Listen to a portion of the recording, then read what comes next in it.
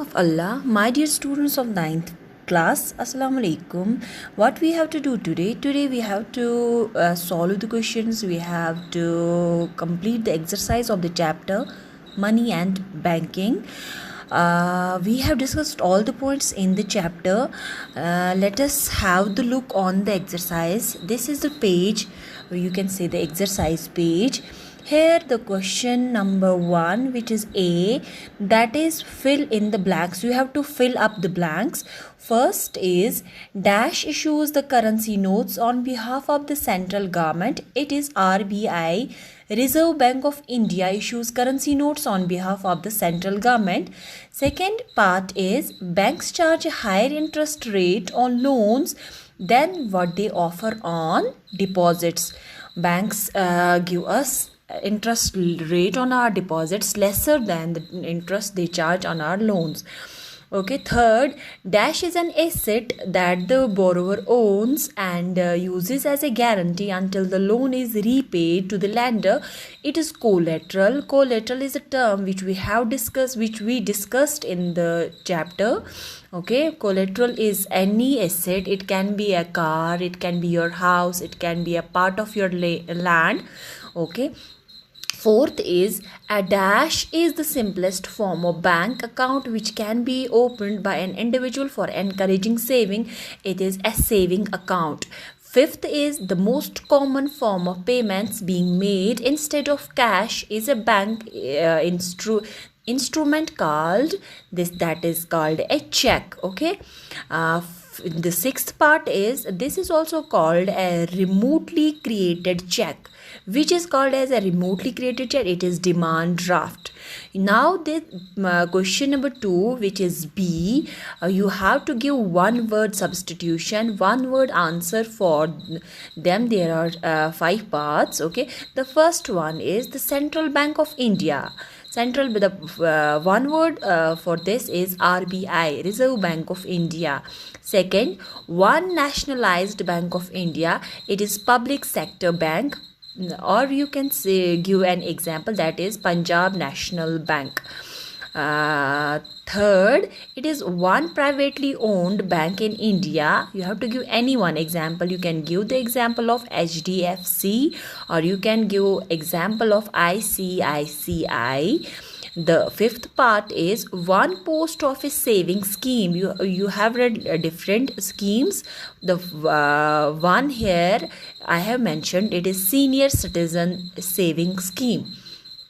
Sixth one is one cooperative bank in rural India giving loans to farmers. It is NABARD, NABARD, that is National Bank of Agriculture and Rural Development.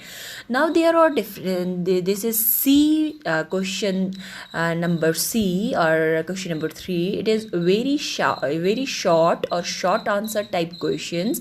Here it is what is double coincidence of wants. Here you can get a solution for this. What is double coincidence of wants? Explain with an example.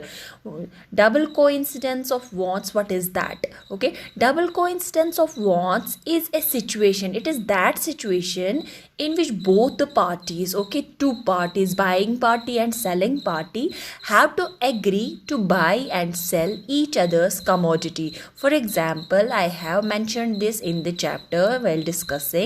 Okay, a child wants to buy an ice cream, but he doesn't have money to buy ice cream. So what he is giving in exchange of this ice cream, he is giving a bowl of rice which is in a bulk they do have. Okay, so this rice bowl is exchanged against an ice cream. The question number 2 is, can you think of some examples of goods, services being exchanged or wages being paid through barter? Barter system you have gone through. What is barter system? Barter system is an exchange system where you were giving animals, and where you were giving any commodity and you were getting another commodity which you do have scarcity of. The answer here is services being exchanged through barter system are are beans exchanged with oil, rice exchanged with meat, eggs exchanged with turmeric. A person works on another man's field to earn rice or pulses. These are some exchange systems.